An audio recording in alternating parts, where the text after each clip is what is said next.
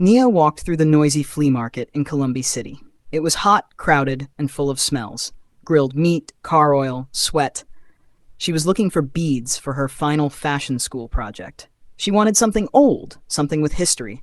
Most of the beads were cheap and shiny, not what she wanted. She kept walking until she saw a quiet alley with fewer people. Something about it pulled her in. At the end of the alley was a small table with old jewelry and random junk. A very old woman sat behind the table. She didn't say anything, just watched. Nia looked through a bowl of tangled chains and broken earrings. One thing stood out, a round bronze locket. It wasn't shiny or pretty, but it felt warm in her hand. "How much?" she asked. The woman held up 2 fingers. Nia gave her 2 kwacha, dropped the locket into her bag, and left. The woman didn't smile. She just said, "It will open when it wants to." Back in the busy market, Nia felt a little strange, but she shook it off and caught a taxi home. At her apartment, her best friend and roommate, Imani, was lying on the couch eating snacks. "You find anything good?" Imani asked. "Some beads. And this," Nia said, showing her the locket. Imani squinted. "Looks like something from a horror movie." Nia laughed. "I'll wear it. Maybe it'll give me inspiration." In her room, Nia stood in front of the mirror and put the locket around her neck. Nothing happened. It just sat there, warm and quiet. She fell asleep without taking it off. She dreamed. She was barefoot, standing in a wide stone courtyard surrounded by golden walls. The air smelled of smoke and something sweet, like roasted palm fruit. Palm torches lit the edges of the space, and above her stretched a deep night sky full of stars she didn't recognize. Drums beat in the distance, slow, steady.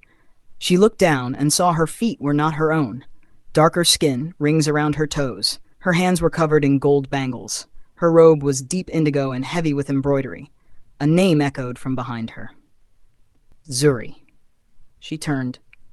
3 women stood at the edge of the courtyard. They wore veils and walked in perfect rhythm. One stepped forward and bowed low.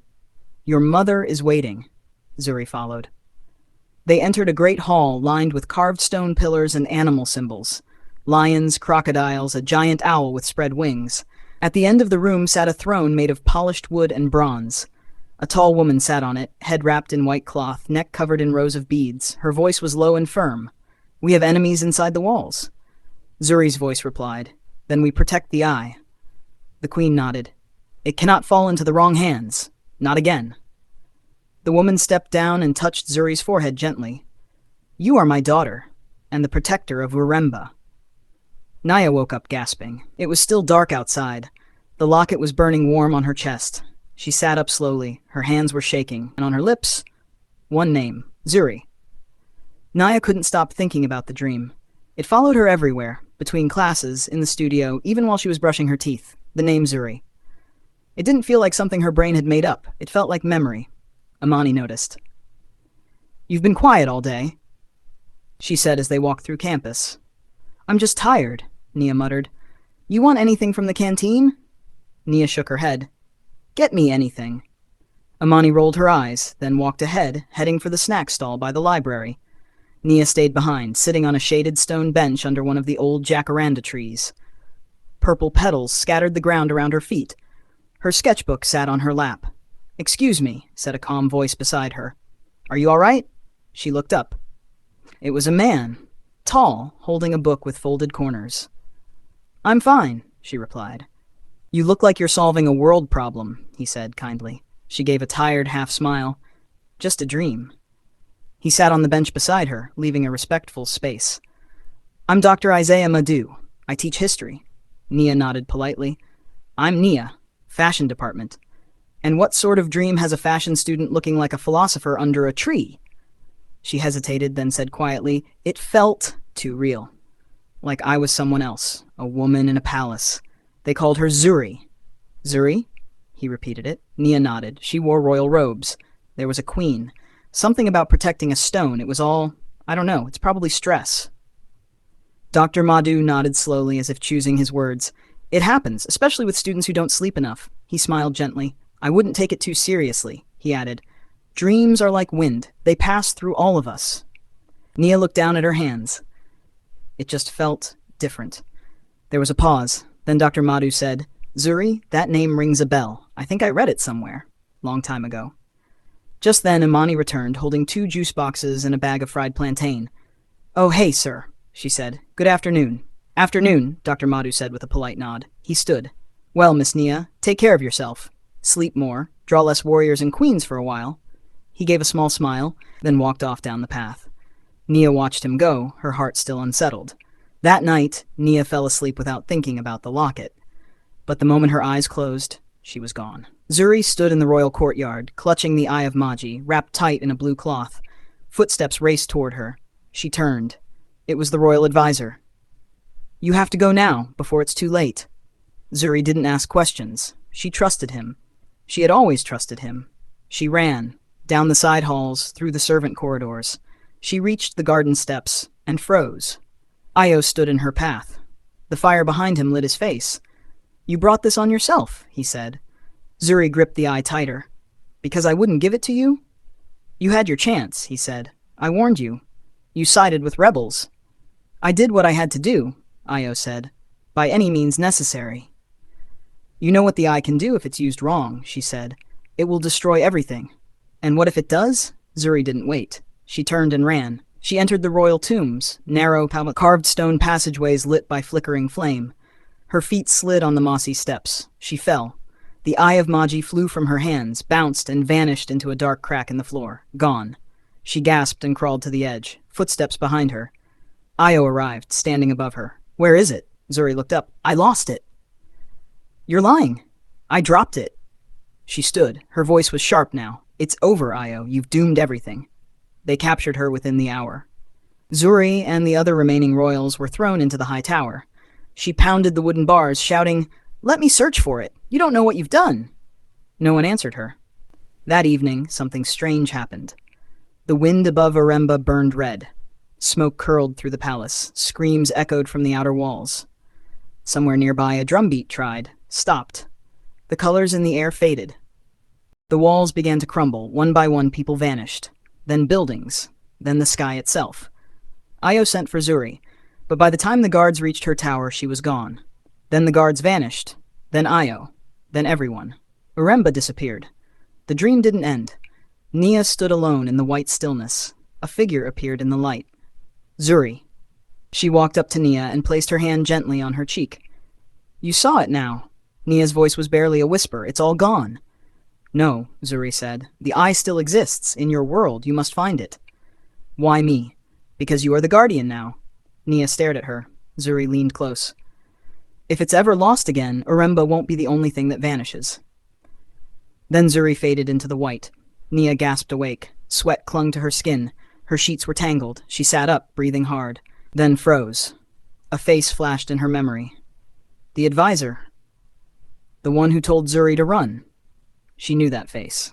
Dr. Madhu. The next morning, Nia didn't wait. She walked straight to the history department, the dream still fresh in her head. She remembered every moment. She headed for Dr. Madhu's office. When she reached his door, he was already standing, as if he'd been about to look for her. "Nia," he said, "I was hoping to see you." "I had another dream," she said. "Come in." She stepped inside. He closed the door behind her. "I saw Uremba fall," she told him quietly. "And Zuri, she told me I'm the guardian now." Dr. Madhu looked at her carefully. Then he said calmly, "I also had the same dream." Nia blinked. He added, "She told me to protect you." Neither of them said anything after that. They both knew now. This was real. Nia went to her brother's apartment in the evening. She just kept thinking about the dream.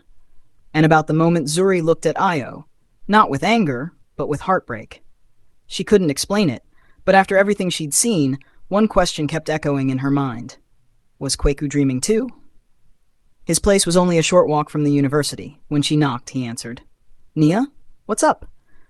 "Just came to check on you," she said, trying to keep her voice light. He raised an eyebrow. "Why? What happened?" She shrugged. "I don't know. Just wanted to see you." He stepped aside. "All right, come in." They talked casually for a bit. Food, school, the usual. Kweku cracked a few dry jokes. She laughed, even though she barely heard them. But then, while he was in the kitchen pouring drinks, Nia's eyes drifted to his drawer near the TV. It was open just a little. Inside, something caught her eyes. She stepped closer. A bronze locket. Almost identical to hers. When Kweku returned with 2 glasses, she pointed at it. Where'd you get that? He looked at the drawer, then shrugged. Oh, that thing? I don't know. Found it in a shop months ago. I like the design. Nia stared at him. He sipped his drink. Why? Do you wear it? Sometimes. He sat down on the edge of the couch. It's weird, though. Ever since I started wearing it, I've been having these crazy dreams. Her voice tightened. What kind of dreams? He scratched the back of his neck. Palaces. Fire. People yelling. I think someone's always chasing me, or maybe I'm chasing them. Hard to remember. She said nothing. He waved it off. Probably just too much suya at night. Anyway, I don't take dreams that seriously. Naya smiled faintly. She didn't say a word. When she left, she didn't look back. Now she understood why Io had felt so familiar, and why the dream had felt so personal. Nia stopped wearing the locket. She left it on her desk beside her sketchbook and avoided even looking at it. The dreams, the pressure, Zuri's face, it was too much. She didn't ask for this. She was just a student, not a guardian. But one afternoon while sitting in class, she put her head down, just for a second, and slipped away. She found herself standing in a gray space. Just silence. Then Zuri appeared.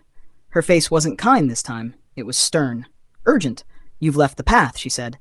Nia stepped back. I didn't. I was overwhelmed.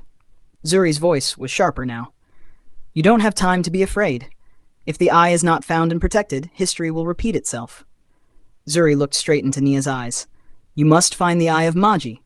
Then the light swallowed everything. Nia jolted awake at her desk, soaked in sweat. Her hands trembled as she gathered her things. 10 minutes later, she was in Dr. Madhu's office. I saw her again, she said, pacing. Zuri, she warned me. Dr. Madhu didn't ask questions. He reached for a thick folder on his shelf. Then we don't wait, he said. Together they pored over old records, maps, scraps from forgotten research. Most of the documents were brittle. Madhu handled them like glass. Then he stopped. This map, he said. He pointed. A mark labeled as the ancient royal tomb of Uremba. It sat exactly beneath what was now the university auditorium. They rushed across campus and circled behind the building, past the old utility shed. That's when they saw it. A hole in the ground, recently dug, surrounded by trampled grass. It hadn't been there before. They exchanged a glance, then climbed down carefully. Inside, the walls were stone, carved with ancient symbols. Elephants, suns, eyes. Naya ran her fingers along the markings. This is it, she whispered. The tomb. They walked to the center, where the eye of Maji had fallen in the dream. The floor was open, hollowed. The eye was gone. Someone had been here. Nia pulled out her phone. She called Kweku. No answer. Tried again. Nothing. Kweku had a dream 2 nights before. He was standing behind the university auditorium, staring at the earth. Then the ground cracked open, revealing a stone chamber hidden below. He didn't understand it, but when he woke up, the image was burned into his head. He went there the next morning, just to check, and when he got to the back of the auditorium, the grass had shifted. The earth was soft. It looked exactly like the dream, so he dug, and found a glowing gem buried inside a hollowed stone box. Kweku didn't believe in ancient kingdoms or past lives. He cleaned the gem, took a few sharp pictures, uploaded it to an online marketplace. Within an hour, someone messaged him. They offered 10 times the average starting price, and asked to meet at the Columbi seaport just after sunset. Meanwhile, Nia and Dr. Madhu were tearing through the city. They had searched everywhere, from Kweku's old neighborhood to mutual friends. No one knew where he'd gone. Then a call came in. One of Kweku's boys from secondary school had seen him boarding a taxi headed toward the docks. Nia didn't wait. She and Dr. Madhu jumped into the car and headed straight to the port. Kweku reached the Columbi seaport just before sunset. The wind smelled like salt and metal.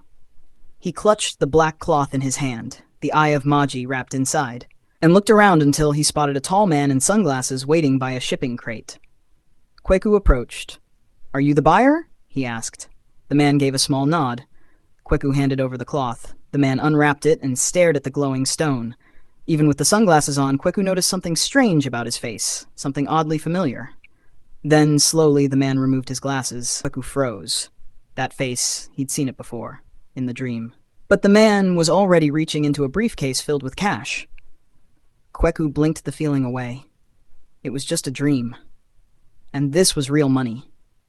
He stepped forward, about to take the briefcase. A car screeched to a stop behind them. Nia jumped out. Kweku! Don't give him that! Dr. Madhu followed right behind her, phone in hand. The buyer turned sharply. The moment he saw Nia, his entire body tensed. He didn't say a word. He snatched the briefcase from Kweku's hand and grabbed the eye. He turned to run, but before he could take 2 steps, police sirens screamed across the docks. 4 cars surrounded the area. Officers poured out, shouting commands. "Drop everything!" The buyer froze, eyes locked on Nia. For a second, it was like time paused. Then he slowly placed the eye on the ground and raised his hands. Kweku stood in place, stunned. Nia walked over and picked up the eye without a word. She looked at him. He looked away. "I didn't know," he muttered. She held the eye tight. "I know," she said.